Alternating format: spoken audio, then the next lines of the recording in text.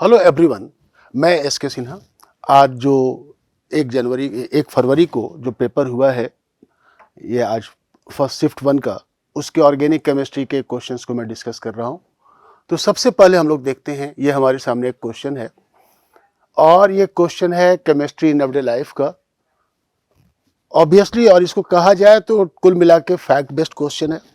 कोई बहुत बड़ा क्वेश्चन नहीं है और कोई बहुत ज़्यादा टेढ़ा इसमें नहीं है। आपको सिर्फ मैच करना है different type of drugs and their nature. अब ट्रैंक्विलाइजर कौन है, तो इसके बारे में अब यहाँ देखें, साल्वार्सन, सफ्रामाइसिन, एंटी डिप्रेसेंट। तो ट्रैंक्विलाइजर का मतलब क्या होता है कि जो आपके पास ये बेसिकली एंटी डिप्रेसेंट में क्वालिफाई होगा, और कहीं भी एंग्जाइटी है और स्लीपलेसनेस है तो उनको डिफाइन करने के लिए ट्रैंक्विलाइजर्स का ये जो क्वालिटी टाइप ऑफ मेडिसिन है इसको यूज करते हैं। इसी तरीके से एस्पिरिन, इसका एक क्या रोल है कि ब्लड क्लॉटिंग को प्रिवेंट करना। तो एस्पिरिन को हम मैच कराएंगे ब्लड क्लॉटिंग से। Tranquilliser antidepressant. Antibiotic, salvarsan is antibiotic, basically आज के डेट में यूज नहीं होता है, हिस्टोरिकल है, लेकिन ये एंटीबायोटिक है। Soframycin, this is your Soframycin, neomycin, gentamicin, these are antiseptics.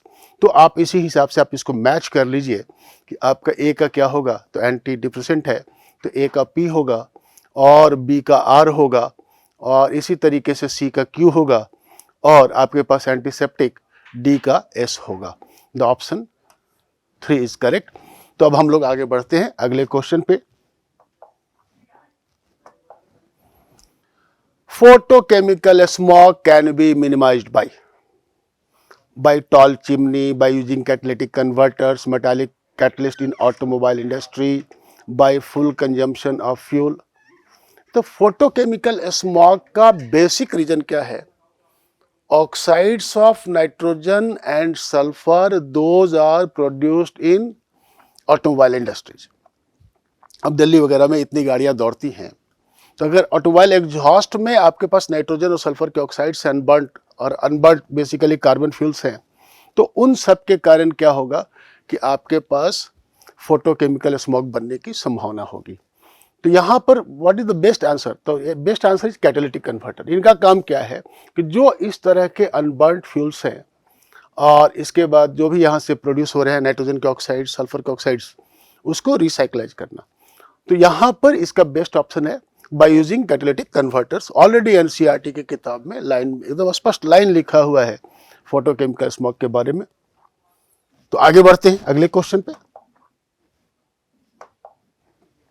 The correct order of easy of dehydration of following compound is. अब यहां कंसेप्ट है कि डिहाइड्रेशन, तो डिहाइड्रेशन का मैकेनिज्म क्या है? क्या आपके पास अल्कोहल, तो अल्कोहल का डिहाइड्रेशन कैसे होता है?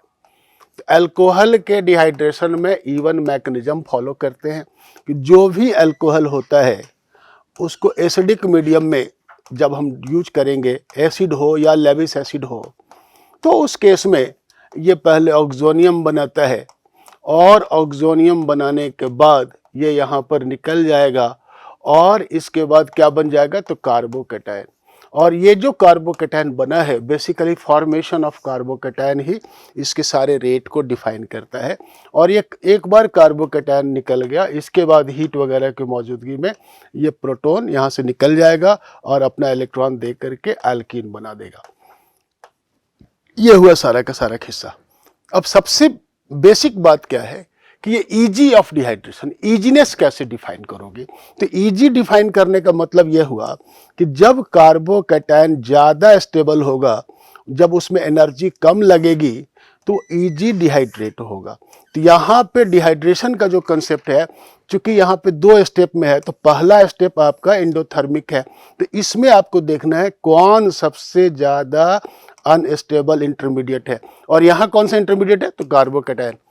तो सीधा जवाब है किसके कार्बोकैटायन ज़्यादा स्टेबल होंगे। तो यहाँ पे आप ध्यान दीजिए कि अगर मैं कहूँ कि यहाँ पे हमारे पास कार्बोकैटायन बन रहा है, तो ये कार्बोकैटायन लगातार कंजुगेशन में है, ज़्यादा स्टेबल है। इसी तरीके से यहाँ जो कार्बोकैटायन बन रहा है, तो ये कार्बोकैटायन कंजुगेशन में है।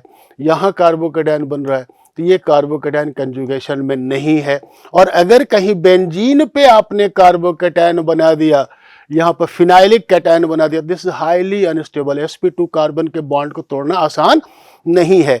तो कुल मिलाकर के आपको दिख गया होगा सबसे स्टेबल कौन है, तो सबसे स्टेबल C है, देन D है, और D के बाद आपके पास B है ना, सॉरी D के बाद आपके पास कौन सा है, तो यहाँ पे D के बाद B है ना, कंजुगेशन है, तो D इज C, उसके बाद B, then after D and then after A। तो इस तरीके से आप इसके प्रोडक्ट बना देंगे तो ये आपका CBDA बन जाएगा। तो यहाँ पर आंसर कौन सा है, तो CBDA, द आंसर इज 4। तो अप्रोच क्या है, stability of carbocation, even mechanism का है, आसान सा क्वेश्चन है।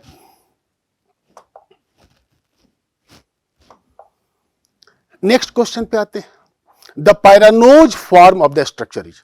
तो पहली बात, ये पायरान क्या होता है, तो ये जो हमारे पास पायरान इसे कहते हैं, और ये पायरान के जैसा मतलब 6 मेंबर का रिंग होना चाहिए। तो 6 मेंबर का रिंग को हम लोग इस तरीके से रिप्रेजेंट करते हैं। ये हमारा 6 मेंबर का रिंग है। दूसरा नंबर, ज्यादा कुछ दिमाग नहीं लगाना, ये कार्बन नंबर 1 पे जब ये साइक्लाइज होता है, कार्बन नंबर 1 2 3 4 5 एंड 6, ऑक्सीजन जब यहाँ जाकर के हेमिस्टल बनाता है तो कार्बन नंबर 1 पे किरलिटी आती है, यहाँ OH ऊपर भी हो सकता है या नीचे भी हो सकता है, दोनों अल्फा बीटा। तो कार्बन नंबर 1 यहाँ पर जो भी है उसके अंदर में हमें देखना है।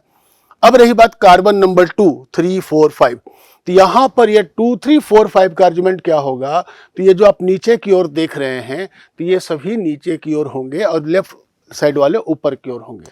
तो यहाँ पर OH, यहाँ पर OH, यहाँ पर OH, और चूंकि ये बॉन्ड के रोटेशन में चला गया है तो ये कॉन्फ़िगरेशन चेंज हो गया है, तो यहाँ पर CH2OH होगा। तो ये ध्यान दीजिए। तो कौन सा स्ट्रक्चर इससे मिलता जुलता है, तो जवाब है कि ये फर्स्ट। क्यों, सेकंड में क्या दिक्कत है, तो ये फ्यूरानोज स्ट्रक्चर, इसको क्या कहते हैं, फ्यूरानोज। इसमें क्या दिक्कत है, तो यहाँ पहले कार्बन सेकंड कार्बन पे OH है, उल्टा है, सेकंड थर्ड दोनों का लेफ्ट है, ऐसा तो है नहीं। और यहाँ क्या है कि जो हमारे पास थर्ड वाला तो सीधा हो गया है, तो थर्ड वाला राइट साइड में है, तो थर्ड वाला राइट साइड में तो है नहीं, तो इसके होने की संभावना नहीं, ये भी होने की संभावना नहीं, and this is your answer. तो क्वेश्चन नंबर 4, इसका ऑप्शन 1 बायोमोलिक्यूल का क्वेश्चन, अच्छा आसान क्वेश्चन है, बहुत टफ तो नहीं मानेंगे, साइक्लाइजेशन का है, ऑब्वियस टफ है, लेकिन not too tough. A compound C9H10O which does not react with NaOH and KOH and 2,4-DNP, on hydrogenation it gives C9H12O.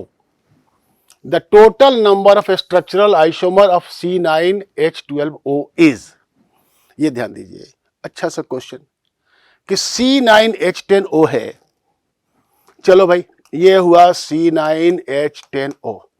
इस फार्मूला क्या कहता है, तो अगर आप थोड़ा बहुत भी आपके पास डिग्री ऑफ अनसैचुरेशन का कंसेप्ट है तो सीधी सी बात है कि इसमें कितने पाई बॉन्ड और साइकिल होंगे, तो 9 गुना 2 18, 2 20, 20 में यहाँ 10 है, तो यहाँ पर हमने कहा कि DU = 5।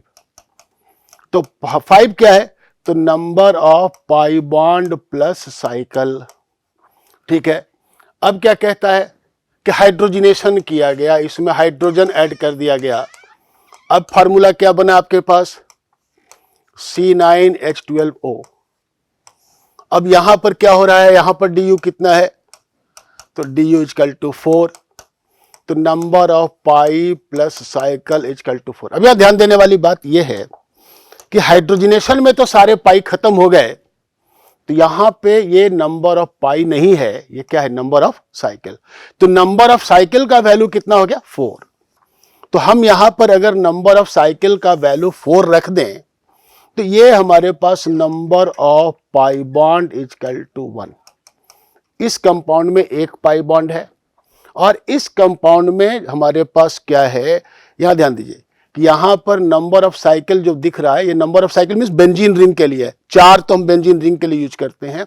तो जहां कहीं भी कार्बन की संख्या 6 या 6 से ज्यादा हो और DU 4 या 4 से ज्यादा हो तो वो बेंजीन में यूज होता है। तो कहने का मतलब यहां पर क्या है कि यहां पे हमारे पास पाई इन द सेंस, मैं किसकी बात कर रहा हूं कि ये पाई बेंजीन के अलावा, दिस इज, है ना, इन एडिशन टू बेंजीन। और यहां पर क्या बता रहा है कि केवल बेंजीन बच गया है, बाहर में कोई पाई बॉन्ड नहीं है। अब आइए, अब कहता है ये जो कंपाउंड है does not react with NaOH and KOH। तो NaOH और KOH से कौन कौन रिएक्ट करता है? तो जवाब है अल्कोहल रिएक्ट करता है। तो कह रहा है कि रिएक्शन नहीं हो रहा है, इसका मतलब अल्कोहल नहीं है। और क्या कह रहा है कि टू है ना, NaOH से और कौन रिएक्ट करता है? तो NaOH से एल्डोल कंडेंसेशन वगैरह देगा। कौन सा? तो एल्डिहाइड एंड कीटोन्स। तो ये कह रहा है कि एल्डिहाइड कीटोन भी नहीं है। और 2,4-DNP, तो 2,4-DNP भी कार्बोनिल का टेस्ट है, तो 2,4-DNP भी नहीं दे रहा है। तो इसका मतलब यह है कि इसमें कार्बोनिल नहीं है। अब सबसे बड़ी समस्या है कि भाई इस फार्मूले में क्या है। चलो बेंजीन मान लिया कि 6 कार्बन का बेंजीन रिंग है, इसमें एक साइकिल 3 पाई बॉन्ड आ गए। इसके बाद 3 कार्बन और है, एक पाई बॉन्ड भी है, एक ऑक्सीजन भी है, लेकिन एल्डिहाइड नहीं है, कीटोन नहीं है, अल्कोहल नहीं है। तो क्या हो सकता है? तो जवाब है कि या तो ईथर होगा और एक पाई बॉन्ड तो होगा ही होगा। अब इसको हम दूसरी ओर आते हैं कि यहां पर हम देखते हैं कि अब हमारे पास यहां क्या बचता है। तो यहां तो पाई बॉन्ड बचता नहीं है, तो यहां पर क्या क्या बचेगा? तो एक बेंजीन बचेगा, उसके बाद और क्या बचेगा? 3 कार्बन बचेगा, और क्या बचेगा? तो एक ईथर बचेगा। अब इसके साथ क्वेश्चन कहता है कि इसके कितने स्ट्रक्चरल आइसोमर होंगे। Okay, this question is really complicated, इसको हम टफ क्वेश्चन में डिफाइन करेंगे। अब यहां ध्यान दीजिए कि बेंजीन और 3 कार्बन और ईथर, इन तीनों के साथ आप कौन कौन सा ग्रुप बनाएंगे। तो पहला काम कि भैया ऐसा है, ये बेंजीन हो गया, ये हमारे पास एक छोटा सा ईथर हो गया, एक कार्बन का, अब 2 कार्बन बच गए। ये 2 कार्बन बाकी जो C2H5 हैं, कितने जगह पे लग सकते हैं? तो ऑर्थो, मेटा एंड पारा, 3 कंसेप्ट तो ये हो गया। इसके बाद दूसरे नंबर पे अगर मैं ये बात करूं कि बेंजीन में इसी कार्बन पे 3 कार्बन लगे हुए हैं, तो 3 कार्बन 2 तरीके से लग सकते हैं, प्रोपाइल एंड आइसोप्रोपाइल। ये लीजिए 3 और 2 5। अब अगर हम बात करें कि बेंजीन के साइड में एक कार्बन है, इधर तो हमने 0 कार्बन यूज किया फिनाइल के साथ। अगर बेंजीन के साइड में एक ही कार्बन है, तो इधर कितना कार्बन है? 2 कार्बन। 2 कार्बन का की अरेंजमेंट होगा, तो ये हो जाएगा 1, 3 हो गया, ये 2 हो गया, ये 1 हो गया, 3 2 5 और 1 6। अब रही बात कि अगर मान लिया जाए कि इधर 2 कार्बन हो, तो इधर 2 कार्बन होगा, तो वहां पर हमारे पास 2 कंसेप्ट आ सकते हैं कि या तो हम फिनाइल ग्रुप को यहां पे रखें, या नहीं तो फिनाइल ग्रुप को हम इस पोजीशन पे रखें। ये ध्यान दीजिए, यहां पर 2 कंसेप्ट, 2 चांस यहां पे हो गए आइसोमर्स के। तो कुल मिला के कितने आंसर आ गए? तो 3 तो वो हो गया जो हमारे पास दोनों अलग अलग हैं, और 2 हो गया प्रोपाइल के साथ, प्रोपाइल एंड आइसोप्रोपाइल, और एक हो गया एक साइड में आपके पास टोलाइल है और इधर इथाइल है। और इसके बाद अगला क्या हो गया कि यहां पर हमारे पास 2 कार्बन के साथ फिनाइल या तो 1 पे है या 2 पे है, और इसके साथ है। तो कुल मिला के कितने आइसोमर हो गए? तो 3 2 5, 1 6 और 2 8। तो आंसर इज 8। काफी अच्छा क्वेश्चन है, तो सिंपल सा क्वेश्चन आइसोमर पे, लेकिन इसको इतना जकड़ा गया है रिएक्शंस में, ये टफ हो गया है ना। ऑब्वियसली ये it looks simple, but it is not simple, it is tough question. Answer is 8। How many compounds are chiral? Optical isomerism से जल्दी कोई क्वेश्चन नहीं पूछा जाता। तो पहला नंबर की किराल क्या होता है? तो chiral means optically active. Chiral means not chiral carbon, chiral means optically active. कौन कौन से ऑप्टिकली एक्टिव हैं और ऑप्टिकली एक्टिव कैसे देखते हैं? तो सीधा जवाब है जिसमें प्लेन ऑफ सिमेट्री नहीं हो, सेंटर ऑफ सिमेट्री नहीं हो, या फिर किरल कार्बन नहीं हो। अब जैसे ये कंपाउंड है, तो यहां पे इस जगह पे आप देखोगे तो this has chiral carbon and this also has chiral carbon, तो ये कंपाउंड तो ऑप्टिकली एक्टिव है। ये कंपाउंड ये ऑप्टिकली एक्टिव नहीं है। क्यों नहीं है? तो इसका जवाब सिंपल है कि यहाँ पर बेंजीन है, बेंजीन में नैप्थलीन है, नैप्थलीन प्लानर हो गया, यहाँ भी नैप्थलीन है, प्लानर है, और नैप्थलीन पे अगर कोई लिंकेज है तो यहाँ पे कोई चौथा कार्बन है नहीं, किरल नहीं है। ये कार्बन इसमें कहीं पर हमारे पास प्लेन ऑफ सिमेट्री नहीं है। Again this is optically active. यह ध्यान देना, यह दो किरल कार्बन है, दोनों आइडेंटिकल है। अगर ये OH इधर होता तो इसमें प्लेन ऑफ सिमेट्री होती, मिजो होती, लेकिन अब नहीं है, तो ये ऑप्टिकली एक्टिव है। तो ये हमारे पास दो। अगेन इसमें देखें आप, इसमें क्या देख रहे हैं कि ये कंपाउंड हमारे पास किराल है या नहीं है?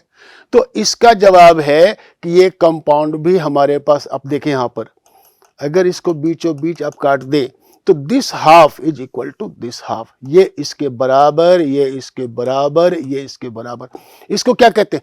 Plane of symmetry. This compound has plane of symmetry. यहां ध्यान दीजिए, तो अगर ये प्लेन ऑफ सिमेट्री है तो ये कंपाउंड कैसा हो गया? एक किराल हो गया। और जब एक किराल हो गया तो इसका ये हमारे पास ऑप्टिकली एक्टिव है या नहीं है? तो ये ऑप्टिकली इनएक्टिव हो गया। This is not chiral. Okay, अब ये कंपाउंड यहां पे हमारे पास किसी भी तरह से प्लेन ऑफ सिमेट्री नहीं है, तो ये कंपाउंड किराल है। तो कुल मिला के हम देखें यहां पर 1 2 3, the answer is, the correct answer is 3। तो ये बात दिमाग में रखेंगे कि इसका आंसर कितना है? 3 है। और ये कंपाउंड कैसा है? तो ये कंपाउंड एक किराल है। क्यों एक किराल है? Because it has plane of symmetry. इसमें क्या है? Plane of symmetry. This half is equal to the this half, ये दोनों आधा पार्ट इधर आधा पार्ट इधर मिरर इमेज है। ओके, तो आप ध्यान दें, क्वेश्चन नंबर 6, तो इसका आंसर हो गया हमारे पास 3। नेक्स्ट हम लोग आगे बढ़ते हैं। A has more dipole moment than B. यहां ध्यान दीजिए कि यह हमारे पास एक ब्यूटाइन है, 2 ब्यूटाइन, एक और सोडियम इन लिक्विड अमोनिया से रिएक्ट किया गया। अगर आपने पढ़ा है तो आपको पता होगा यहां पर क्या होता है? Anti and partial hydrogenation. एक हाइड्रोजन इधर से, एक हाइड्रोजन इधर से, और पैलेडियम कार्बन प्लस H2। अगर एक ही पैलेडियम कार्बन एंड H2 दिया गया, एक ही मोल दिया गया, यहां पर क्या किया गया? इसको कार्बन से, इसको क्या किया गया? तो कार्बन से इसे पॉइजन कर दिया गया।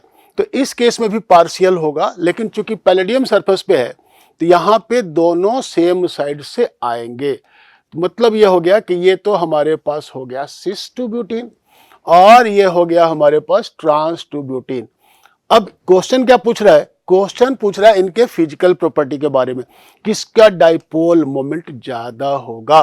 तो सिस वाले में डाइपोल मोमेंट ज्यादा होता है, और ट्रांस वाले में डाइपोल मोमेंट दोनों का कैंसिल कर जाता है। तो mu is equal to 0 and mu is not equal to 0, है ना? तो A has more dipole moment than B. B has more dipole moment than A गलत है। B is more soluble in water than A. तो जवाब simple सा है कि यहां पर जब हम बात करते हैं कि वाटर में कौन सॉल्युबल है, जो डाइपोल जहां डाइपोल ज्यादा होगा वो ज्यादा सॉल्युबल है। तो बी वाले में हमारे पास डाइपोल तो कैंसिल है, तो ये लाइन भी गलत है। A has more melting point than boiling point and boiling point than B. ये this question is half true, क्योंकि melting point and boiling point जब दोनों की बात करोगे तो there is different concept. Melting point में आपको पैकिंग देखना पड़ेगा, और बॉइलिंग पॉइंट आपका डाइपोल अट्रैक्शन से चलेगा। ठीक है, तो यहां पर ये गलत है। और इसको दिखलाने के लिए एक पूरा का पूरा अपने सीट में ही, रिजोनेंस के सीट में ही दिया हुआ है एक टेबल, आप उस टेबल से देखो कंपेयर कर सकते हो सारी बातें। ये अपने डिटेल जो हमारे पास सॉल्यूशंस जो PDF में गए हैं उसमें ये सारी बातें डिस्कस की गई हैं, आप उसे देख लीजिएगा, बात वही है। नेक्स्ट अगला क्वेश्चन है कि ये हमारे पास एक कंपाउंड है, और इस कंपाउंड का reaction ETO double bond O ET से किया गया, प्रोडक्ट क्या होगा? अब यहां ध्यान देना, थोड़ा सा दिमाग लगाना पड़ेगा कि इस क्वेश्चन में क्या है। तो बेसिकली ये क्या है?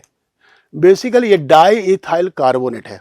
तो डाई इथाइल कार्बोनेट में this is also leaving group, this is also leaving group. तो ये अमाइन सबसे पहले अटैक करके यहां पर क्या बना देगा?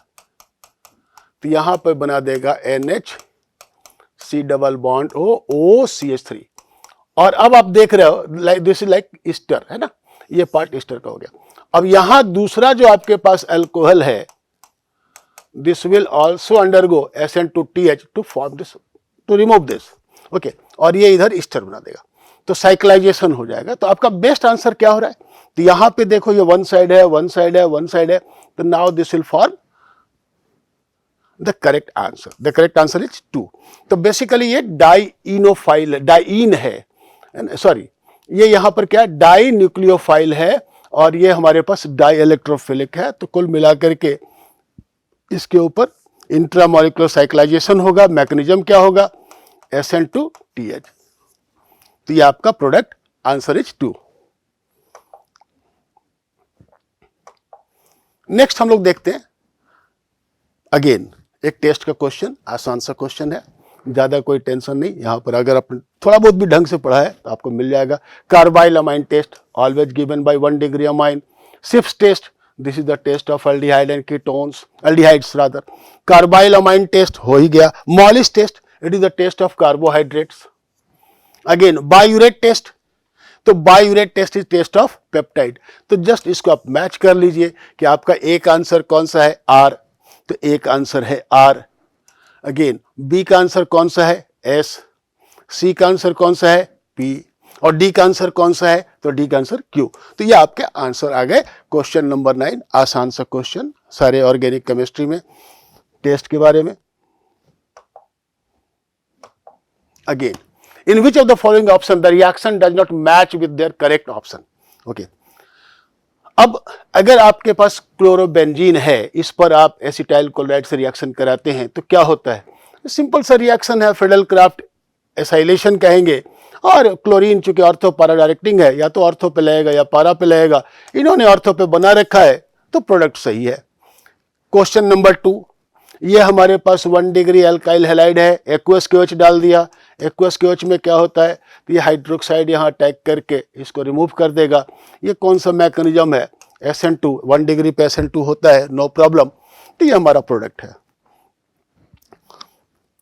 क्वेश्चन नंबर 3, क्लोरोबेंजीन है, NaOH दिया गया, वेरी हाई टेम्परेचर। तो यहाँ वेरी हाई टेम्परेचर पे डाउ प्रोसेस वगैरह में यूज होता है। तो यहाँ पे क्या होता है, OH अटैक करके और एडिशन एलिमिनेशन कार्बन आयन के माध्यम से यहाँ पर रिएक्शन करता है। इसको हम लोग क्या कहते हैं, SNAR, ओके। तो दिस इज अगेन फिजिबल, अच्छा क्वेश्चन है। और लेकिन क्वेश्चन नंबर 4, यहाँ पे ध्यान दीजिएगा, यहाँ पे दिया हुआ alcoholic KOH, ALC, this is not correct. ALC, this is just repetition of this one, okay. यहाँ पे अल्कोहलिक KOH, तो अल्कोहलिक KOH के केस में क्या होता है, इलिमिनेशन रिएक्शन होता है।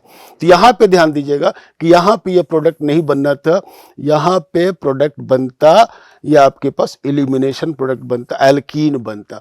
तो ये बात ध्यान में रखें कि क्वेश्चन नंबर 10 का जो आपके पास आंसर 4 है, तो ये इसमें आंसर गलत है।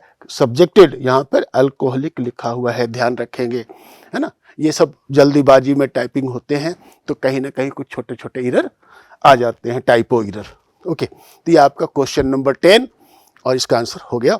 और इसी के साथ हम लोगों ने ये हमारा जो शिफ्ट 1 का पेपर था उसको हम लोगों ने पूरा डिस्कस कर लिया। और फिर मिलेंगे आपके साथ जब हमारा पेपर 2 हो जाएगा, शिफ्ट 2 हो जाएगा। आज के पूरे का पूरे जो ये पूरा यज्ञ चल रहा है JEE मेन का, उस यज्ञ की आज पूर्णाहुति होगी सेकंड शिफ्ट के साथ, ओके। तो हम लोग मिलते हैं, टिल देन गुड बाय।